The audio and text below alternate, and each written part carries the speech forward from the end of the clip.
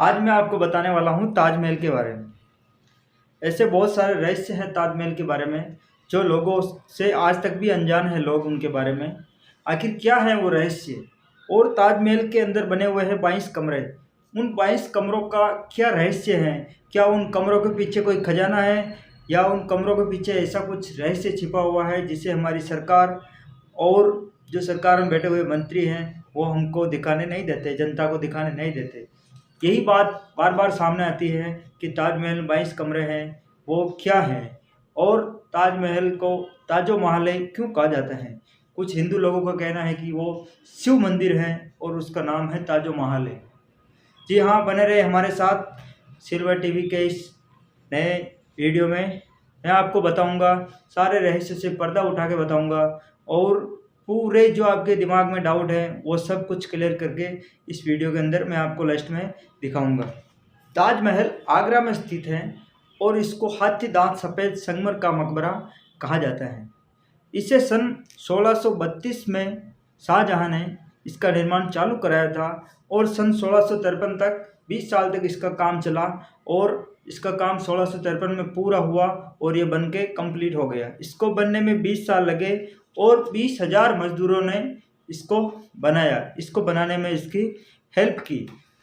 कुल मिला के लोगों का कहना है कि जो 20,000 मजदूर थे उन सभी के हाथ कटवा दिए गए, लेकिन ऐसा नहीं है। उनके हाथ कहीं से भी नहीं कटवाए गए हैं। अगर 20,000 लोगों के हाथ कटवाए होते तो इतनी सारी तादाद में 20,000 लोगों के हाथ आप 1 घंटे में या 1 दिन में तो नहीं काट सकते।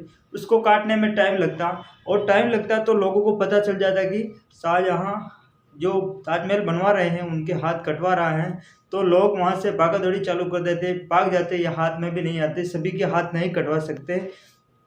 और भूगोल में, इतिहास में अभी तक इसका कहीं पर भी ऐसी जगह पे जिक्र नहीं है कि ताजमहल बनाने वाले मजदूरों के हाथ काट दिए गए हैं, क्योंकि उनके आज तक कहीं भी अवशेष नहीं मिले। अगर 20,000 लोगों के हाथ कटते तो 40,000 हाथ होते और आज तक इतनी सारी खुदाई हुई, इतने सारे रहस्य से पर्दा उठा तो उनके अस्तित्व कहीं ना कहीं तो लोगों को दिखाई देते या मिलते।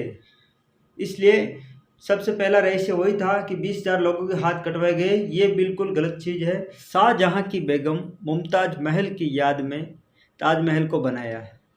लेकिन आपको पता है मुमताज़ महल शाहजहां की सबसे करीब वाली पत्नी थी, सबसे ज़्यादा उससे प्यार करते थे। क्योंकि आपको जानकर नहीं होगी, शाहजहां की अन्य बीवियां थी जो कम से कम 10-15 बीवियां थी। उन सभी को मिलाकर उनको एक ही बच्चा था। उनके साथ टाइम स्पेंड नहीं करते थे, टाइम स्पेंड करते थे अपनी बेगम, खास बेगम मुमताज़ महल के साथ। और मुमताज़ महल को 13 बच्चे थे, बच्चे और बच्चियां मिलाकर।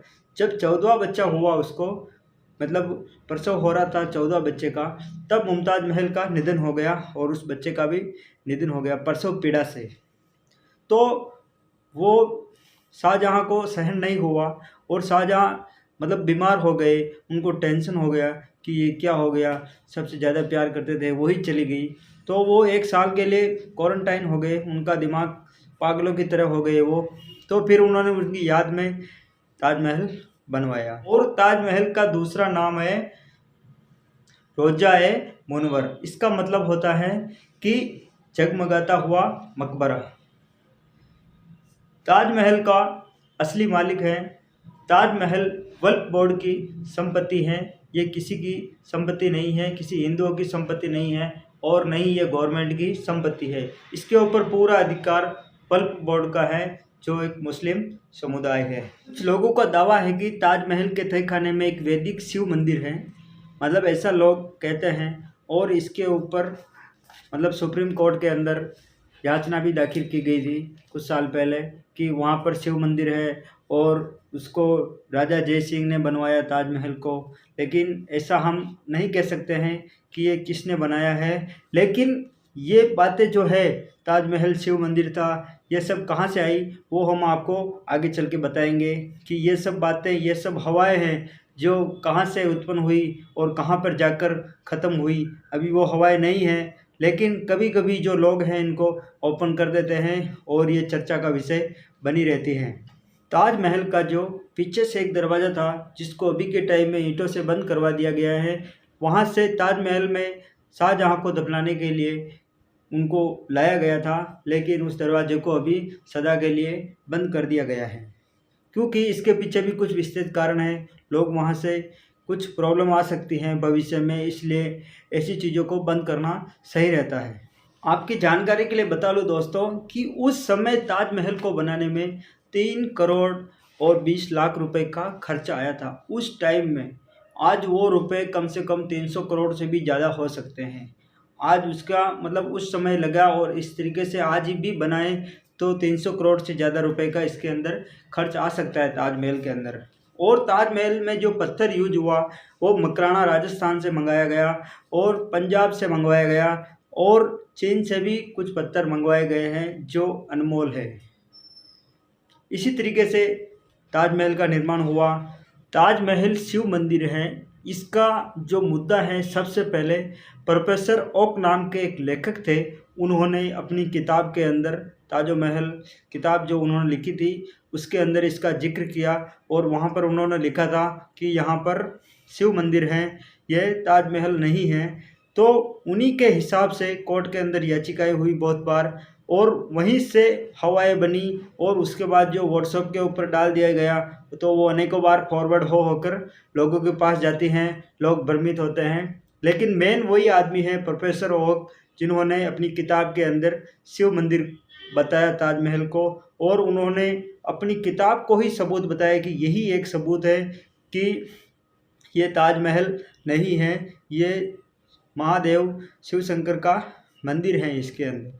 लेकिन ऐसा कुछ अभी तक मिला नहीं है सबूत कि ये ताजमहल नहीं शिव मंदिर है। कुछ लोग ऐसे होते हैं जो सदियों तक याद रहते हैं, और कुछ ऐसा काम कर जाते हैं लोग तो उनको ज़माने तक लोग याद रखते हैं। और वैसी ही एक निशानी है ताजमहल, प्यार की निशानी है। शाहजहाँ ने अपनी बेगम की याद में एक प्यार की निशानी बनाई है। हम चाहते हैं कि आप भी कुछ अपनी बेगम की याद में, अपनी पत्नी की याद में कुछ निशानियाँ छोड़ के जाएं। क्या है कि पिछले ज़माने के ब्रिटिश शासन के उसके पहले लोग राजा महाराजा थे, वो अपनी याद में कुछ ना कुछ छोड़ के जाते थे, अपनी निशानियाँ छोड़ते थे, जिनको बरसों तक लोग याद करते हैं। थैंक यू दोस्तों, मिलते हैं किसी अगले वीडियो में। अगर आपको ये वीडियो ज़रा भी पसंद आया हो तो हमारे चैनल को सब्सक्राइब करें और हमारे साथ बने रहें। हम इसी तरीके से प्रेम भाव से धीरे धीरे आपको समझाते हैं, कोई तेज तरार से बोल के या भ्रमित करके हम आपको सामने वीडियो नहीं लेके आएंगे। इसी तरीके से हमारा वीडियो आएगा। अगर आपको हमारे भाषा और हमारे बताने का और हमारे समझाने का तरीका पसंद आया हो तो हमारे चैनल को सब्सक्राइब करें, वीडियो को लाइक करें और हमारे साथ जुड़े रहे। थैंक यू, नमस्कार।